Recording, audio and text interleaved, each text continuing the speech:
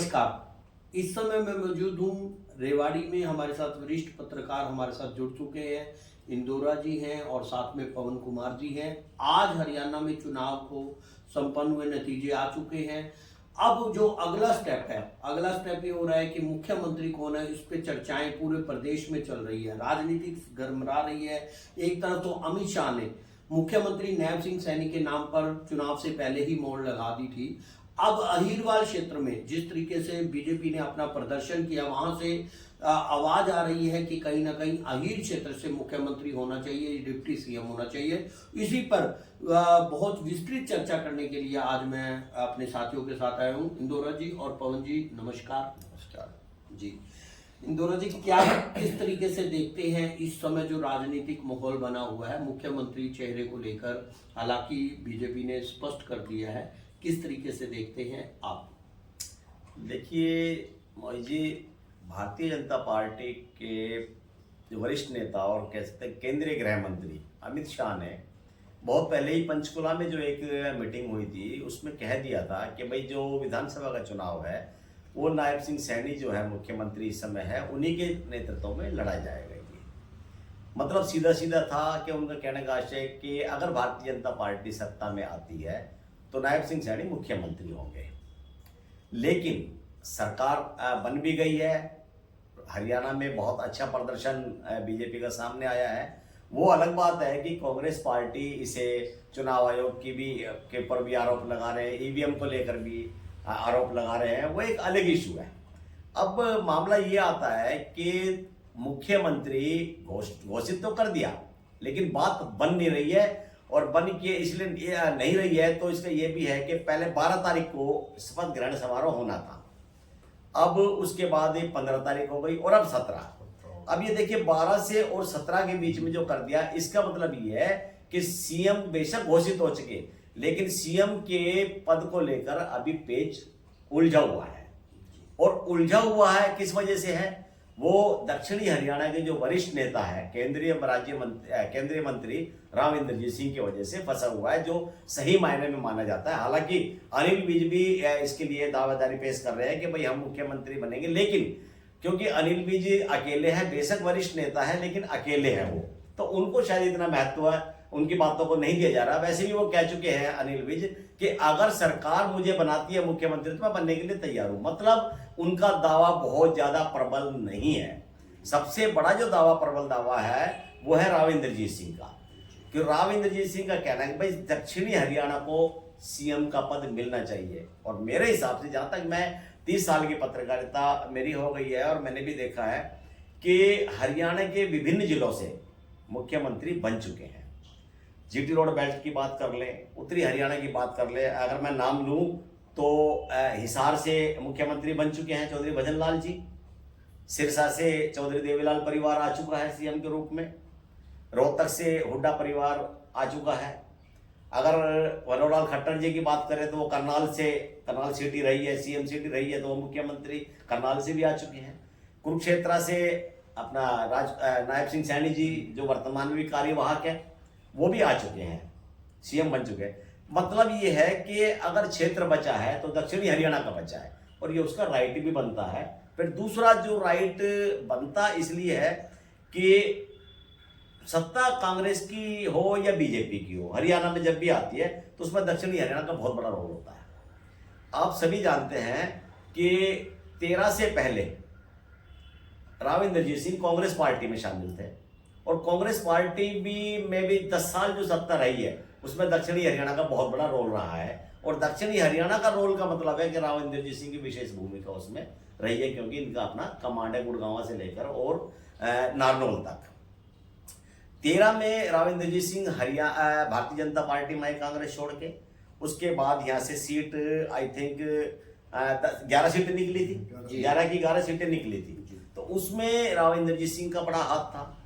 लेकिन और राव इंद्रजीत सिंह ने जब चुनाव प्रचार हुआ, क्योंकि हम चुनाव प्रचार में गए थे, उसमें रिपोर्टिंग की हमने, तो यही कहते कि भाई दक्षिणी हरियाणा जो सत्ता जो हरियाणा में आती है उसका रास्ता दक्षिणी हरियाणा से होकर गुजरता है और आप मेहनत करो और इस बार मुख्यमंत्री का पद जो है वो दक्षिणी हरियाणा में आएगा। ये 2014 की बात है, 14 के चुनाव की बात है।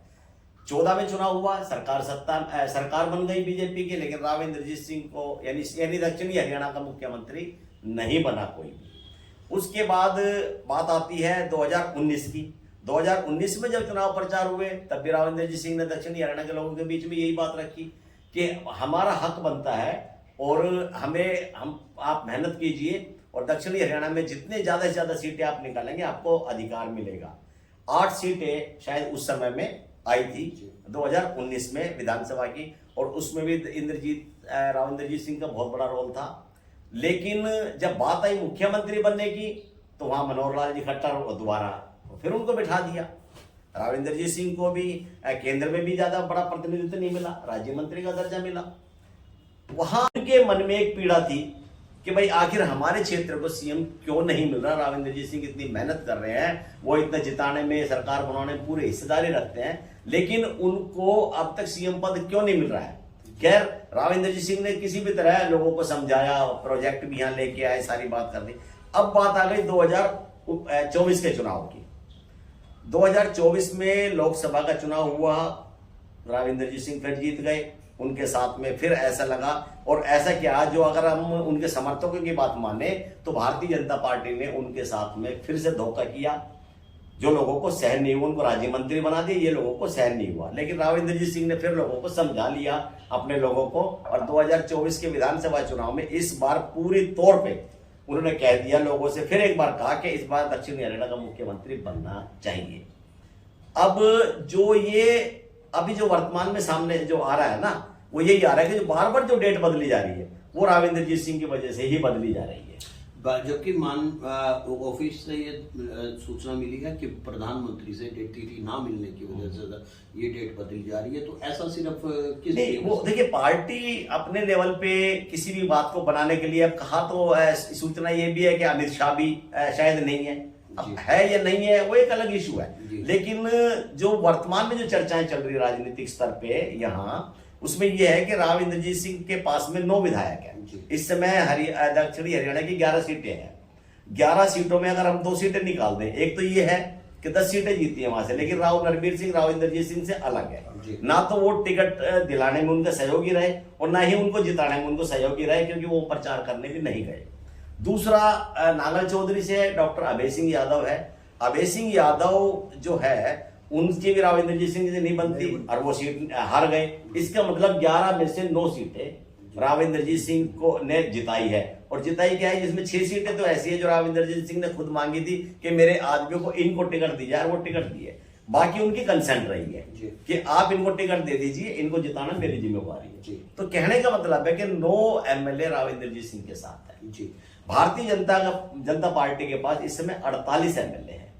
48 एमएलए को ये मान के चलते हैं कि राव इंद्रजीत सिंह के पास में 9 है। अगर राव इंद्रजीत सिंह अपनी भौएं टेढ़ी कर लेते हैं बीजेपी से तो सरकार उनकी नहीं बनेगी। और राव इंद्रजीत सिंह के पास भी ये बड़ा मौका है, राजनीतिक संभावनाओं पे टिकी हुई है। उनके पास भी बड़ा मौका है कि वास्तव में एक यही समय है कि जितना बीजेपी ने मेरे साथ किया, हालांकि राव इंद्रजीत सिंह ने अभी तक भारतीय जनता पार्टी के बारे में, शीर्ष नेताओं के बारे में और पार्टी के बारे में कुछ भी नहीं कहा है, किसी ऐसा कि जिनसे पार्टी को बुरा लगे। उनका ये जरूर कहना है एक मीटिंग के अंदर कि दक्षिणी हरियाणा ने हमेशा सत्ता बनाने में सहयोग किया है, तो भारतीय जनता पार्टी के शीर्ष नेतृत्व को, भारतीय जनता पार्टी को इस क्षेत्र के बारे में सोचना चाहिए। इनडायरेक्ट में अगर बोला जाए तो इनडायरेक्ट में राव इंद्रजीत सिंह ने कह दिया कि सीएम पद यहाँ देना चाहिए। बाकी उन्होंने ऐसा कुछ नहीं बोला। अब देखना यह है कि भारतीय अभी जो इस समय जो चल रहा है वो यही है, इसीलिए तारीख पे तारीख बदल रही है। और हो सकता है अभी तो 17 तारीख दी है और इनके किसी तरह का फैसला ना हो तो 17 से आगे भी ये हो सकता है। ऐसी संभावना और आशंका दोनों ही है इस प्रकार की, आगे भी ऐसा हो सकता है। लेकिन अब क्योंकि इंद्रजीत भी चाहते हैं भाई, उम्र का पड़ाव है, 75 वर्ष के हो गए, हालांकि वो काफी एनर्जेटिक है अभी भी। अभी मैं उनका एक सुन रहा था इंटरव्यू, किसी ने पत्रकार ने उनसे पूछा था कि राव साहब आपकी उम्र काफी हो गई है, आपका आखिरी चुनाव बोलो हो सकता है ये, तो उन्होंने कहा कि भाई ये तो किस उम्र ही तो हुई है, वैसे तो मैं पूरी तरह एक तरह से युवा हूं, अभी 65 साल के आदमी को मेरे सामने तो डालो वो मेरे से कम पड़ेगा। कहने का मतलब है कि physically he is totally fit, उम्र का कोई, लेकिन उम्र तो उम्र होती है, पार्टी का भी अपना एक नजरिया होता है। तो वो चाहते हैं कि भाई सीएम पद यहां मिले, तो एक तो उनका अपना सपना पूरा हो। और मैं सपने की भी बात अगर ना करके ये कहूं कि जो दक्षिणी हरियाणा के लोगों से उन्होंने कमिटमेंट किया है, जो वायदा किया है उन्होंने 3 बार, और दक्षिणी हरियाणा ने के लोगों ने राव इंद्रजीत सिंह के वादे पर मोहर लगाई, उन्होंने दिल खोल के उनका साथ दिया और पूरी सीटें। अब राव इंद्रजीत सिंह का भी ये फर्ज बनता है कि वो सरकार से लड़े, चाहे कुछ भी करे। ये लोगों की सोच है, मेरा नहीं, अपना नजरिया नहीं है, ये लोगों की जो विचार आ रहे हैं कि सरकार से लड़े और चाहे कुछ भी करे वो, लेकिन सीएम पद यहां आना चाहिए। और मेरे हिसाब से अगर लोगों की इन्हीं भावनाओं को देखते हुए राव इंद्रजीत सिंह सीएम पद के लिए अड़े हुए हैं। एक संभावना तो ये रही कि इंद्रजीत राव को मुख्यमंत्री बनना चाहिए। एक संभावना बीजेपी आला कमान पे किस तरीके की हम बात करेंगे कि वहां से क्या अहीरवाल से मुख्यमंत्री या उप मुख्यमंत्री का चेहरा, इसी के बाद अगर मैं 2019 में से बात करूंगा, दुष्यंत चौटाला 10 सीटें लेकर उप मुख्यमंत्री का खिताब ले गए। अहीरवाल क्षेत्र ने भी अब की बार फिर बीजेपी को उतनी ही सीटें दी हैं। तो क्या बीजेपी आला कमान को भी कुछ फर्ज बनेगा यहाँ पे एक अच्छा नेतृत्व दिया जाए, और साथ में अगर वो नहीं दिया जाता है तो क्या बीजेपी को उसका नुकसान अहीर क्षेत्र से दोबारा हो सकता है? क्योंकि अगर बीजेपी ने ऐसा नहीं किया, पवन जी, इस बारे में हम लोग क्या बात करेंगे? देखिए, जब कहते हैं कि अहीरवाल से कभी कोई मुख्यमंत्री नहीं बना, तो जो राव वीरेंद्र इंद्रजीत के पिताश्री हैं वो हरियाणा के पहले मुख्यमंत्री। लेकिन कौन पुरानी बातें हो, पुरानी 1966 की बात हो, पुरानी बातें, और वो भी विशाल हरियाणा पार्टी अपनी पार्टी थी, वो बने थे। तो अब जैसा कि ऑब्जर्वेशन हम देख रहे हैं 95-96 से कि राव इंद्रजीत को हम अगर 4 बार हम तुलना करते हैं, मतलब पिछले दो टाइम वो था जब कांग्रेस में वो रहे, और उसके बाद 2 बार वो भारतीय जनता पार्टी में रहे, तो उन्हें केंद्र में भी एक खाना पूर्ति मंत्री बनाया था, राज्य मंत्री, कि उनके पास कोई विशेष पद नहीं था कि जिसको मंत्रिमंडल का हम कह सकते हैं, चाहे कांग्रेस की सरकार हो चाहे भारतीय जनता पार्टी की सरकार हो। तो उसका इंडिकेशन ये जाता है कि राव इंद्रजीत सिंह जी कभी इंटरेस्ट नहीं लेते थे, कभी किसी पार्टी पे दबाव नहीं बनाते थे कि भाई मुझे भी कुछ चाहिए। दिया जाता है तो क्या बीजेपी को उसका नुकसान अहीर क्षेत्र से दोबारा हो सकता है? क्योंकि अगर बीजेपी ने ऐसा नहीं किया, पवन जी, इस बारे में हम लोग क्या बात करेंगे? देखिए, जब कहते हैं कि अहीरवाल से कभी कोई मुख्यमंत्री नहीं बना, तो जो राव वीरेंद्र इंद्रजीत के पिताश्री हैं वो हरियाणा के पहले मुख्यमंत्री। लेकिन कौन पुरानी बातें हो, पुरानी 1966 की बात हो, पुरानी बातें, और वो भी विशाल हरियाणा पार्टी अपनी पार्टी थी, वो बने थे। तो अब जैसा कि ऑब्जर्वेशन हम देख रहे हैं 95-96 से कि राव इंद्रजीत को हम अगर 4 बार हम तुलना करते हैं, मतलब पिछले दो टाइम वो था जब कांग्रेस में वो रहे, और उसके बाद 2 बार वो भारतीय जनता पार्टी में रहे, तो उन्हें केंद्र में भी एक खाना पूर्ति मंत्री बनाया था, राज्य मंत्री, कि उनके पास कोई विशेष पद नहीं था कि जिसको मंत्रिमंडल का हम कह सकते हैं, चाहे कांग्रेस की सरकार हो चाहे भारतीय जनता पार्टी की सरकार हो। तो उसका इंडिकेशन ये जाता है कि राव इंद्रजीत सिंह जी कभी इंटरेस्ट नहीं लेते थे, कभी किसी पार्टी पे दबाव नहीं बनाते थे कि भाई मुझे भी कुछ चाहिए। लेकिन इस बार जब तीसरी बार भारतीय जनता पार्टी की जब सरकार बनने जा रही है और वो 9 सीटें अपने दम पे निकाल के लेके आए हैं अहीरवाल से, तो उन्हें कहीं ना कहीं उनकी महत्वाकांक्षा भी जाग रही है कि जब मैं इतने लोगों को मतलब यहाँ से जिता के लेके आया हूँ, तो दक्षिण हरियाणा का भी कहीं ना कहीं सरकार में अहम रोल होना चाहिए। और इस वक्त क्या उत्तराधिकारी की बात भी चल रही है कि राव इंद्रजीत जी हैं, वो आरती राव को कहीं ना कहीं सेट करना चाहते हैं। परिवारवाद की भी बात है, परिवारवाद की बात आती है। अब प्रश्न ये उठता है कि वो आरती राव को कितना आगे लेके जाते हैं। अब हम तुलना करें कि भाई इससे पहले वाले चुनाव में जब दुष्यंत को मुख्यमंत्री बनाया था, उस हिसाब से तो आरती राव को भी मुख्यमंत्री की वो दावेदार, उप मुख्यमंत्री की वो दावेदार है, डिप्टी सीएम की दावेदार है, क्योंकि 10 सीटें मेरे ख्याल से जब थी और 9 सीटें अब है। तो दुष्यंत चौटाला के बराबर में कहीं ना कहीं वो खड़ी होती है। लेकिन पवन जी, इसमें मैं थोड़ा सा बीच में बोलना चाहूंगा। जहां तक दुष्यंत चौटाला जी के, मोदी जी आपने भी कहा कि उससे क्या वो होगा, उनके पास भी 10 सीटें थी, वो मुख्यमंत्री बन गए, इधर 9 है तो। लेकिन देखिए आप कि दुष्यंत चौटाला एक अलग पार्टी से थे, वो एक अलग पार्टी से थे। सपोर्टिंग फिर पार्टी, भी यहाँ एक पार्टी और नहीं इंद्रजीत है, यहाँ राव का यहाँ नाम पार्टी बोल के नहीं हैं। सकते। इंद्रजीत यहाँ राव पार्टी के के यहाँ हाथ पर यहाँ पार्टी के ये पार्टी का है ना, इंटरनल मैटर है ये। इन- वो तो उनकी मजबूरी भाजपा की हो गई कि उनके बिना सरकार नहीं बन रही थी, एक उनको जबरदस्ती देना पड़ रहा था। संभावनाएं ऐसी भी गलियारों से चर्चाएं आ रही है कि देखिए राव इंद्रजीत के जो महत्वाकांक्षा है इससे कोई छुपा नहीं है कि वो सीएम बनना चाहते हैं, तो कहीं ना कहीं दूसरे खेमे में जाने का भी नुकसान हो सकता है, कोई दूसरे बात कर सकते हैं, तो वहां पर किस तरीके से आप इस बात को समझेंगे? नहीं, इसमें देखिए दूसरी पार्टी में तो एक जाने का मुझे नहीं लगता कि राव इंद्रजीत सिंह जी दूसरी पार्टी में जाएंगे। जी, वैसे उनकी तरफ से भी ऐसा कोई बयान नहीं जहां आया तक जहां तक महत्वाकांक्षा की बात है, चैनल्स के आकलन। जहां तक महत्वाकांक्षा की बात है, तो हर पॉलिटिशियन की एक महत्वाकांक्षा होती है, जी, चाहे वो जी। छोटा है चाहे वो बड़ा है, जी हर एक की होती है। और उनके हर पॉलिटिशियन की महत्वाकांक्षा ये भी होती है कि उसके बच्चे भी पॉलिटिशियन बने। जी। जैसे परिवारवाद की आपने बात कर ली, जी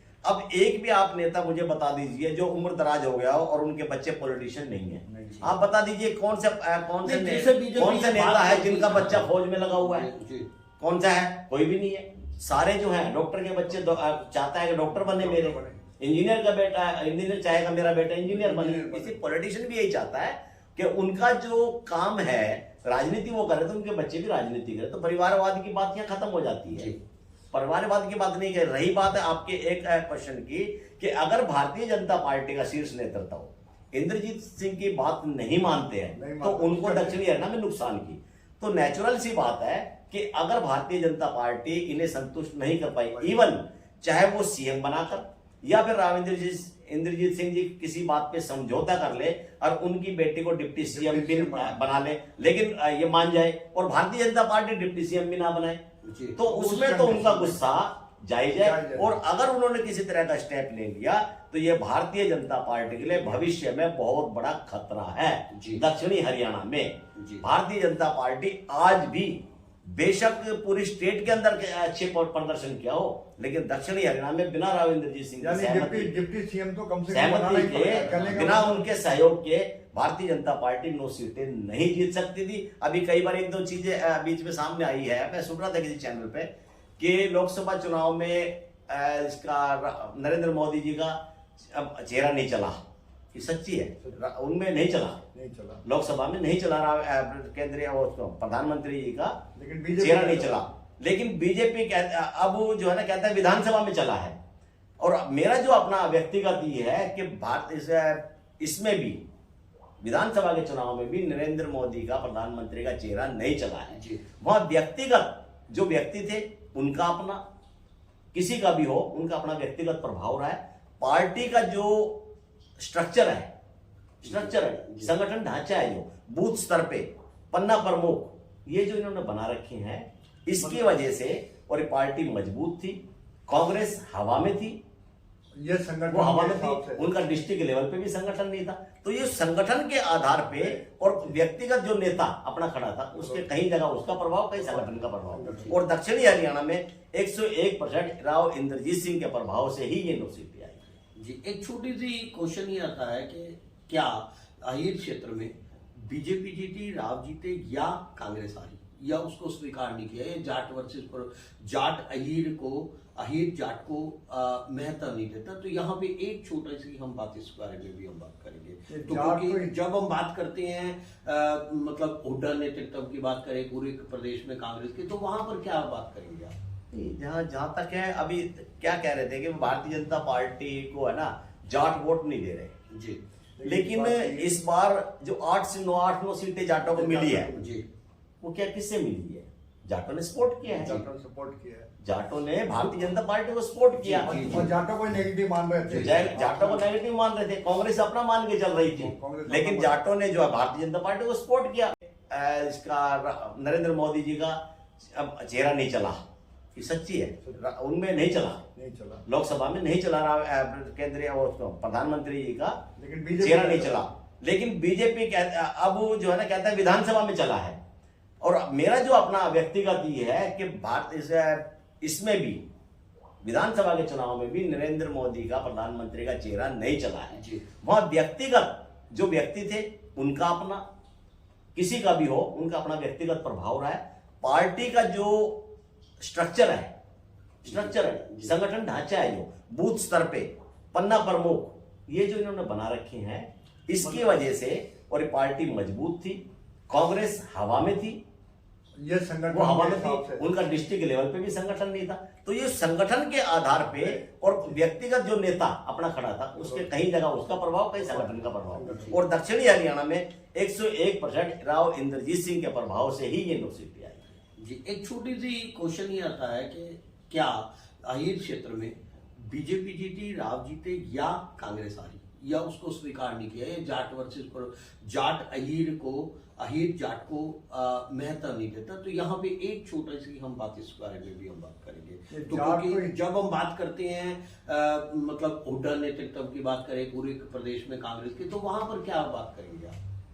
जहां तक है, अभी क्या कह रहे थे कि भारतीय जनता पार्टी को है ना जाट वोट नहीं दे रहे जी, लेकिन इस बार जो 8 सीटें जाटों को मिली है, जी, वो क्या किससे मिली है?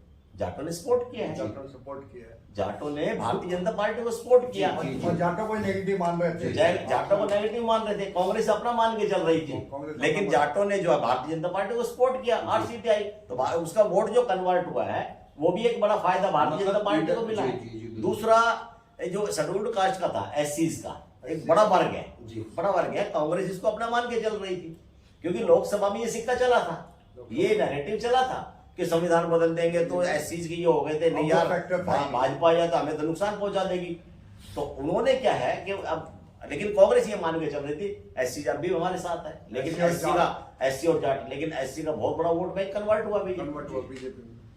तो अहीरवाल को अगर हम बात करें प्रमुखता के तौर पे, बीजेपी को ये निर्णय लेना पड़ेगा कि यहाँ पर डिप्टी सीएम या कोई बड़ा मंत्रालय इस तरीके का कम से कम डिप्टी या गृह मंत्रालय। डिप्टी तो मेरे हिसाब से, मेरा अपना वो है कि जिस प्रकार से राव इंद्रजीत सिंह ने भारतीय जनता पार्टी की, एक पार्टी की मदद तो नहीं कह सकते, लेकिन जो अपना कर्तव्य निभाया है पार्टी के प्रति, जो अपनी ड्यूटी निभाई है, और जितनी सीटें उन्होंने मांगी थी वो भी जो कंसेंट पे थी सारे जिताकर भेजी है, तो भारतीय जनता पार्टी के शीर्ष नेतृत्व का भी ये राइट बनता है कि राव इंद्रजीत सिंह की बात को माना जाए। अगर सीएम नहीं तो आरती राव को डिप्टी सीएम जरूर बनाना चाहिए। इसमें एक संभावना ये भी आ रही कि राव नरवीर तो मंत्री बनेंगे, परंतु अगर ये यहाँ पे इनको बात की गई, इनको डिप्टी सीएम नहीं मिला, तो भी कहीं ना कहीं बगावती सूर कुछ इस तरीके के बनेंगे यहाँ पर।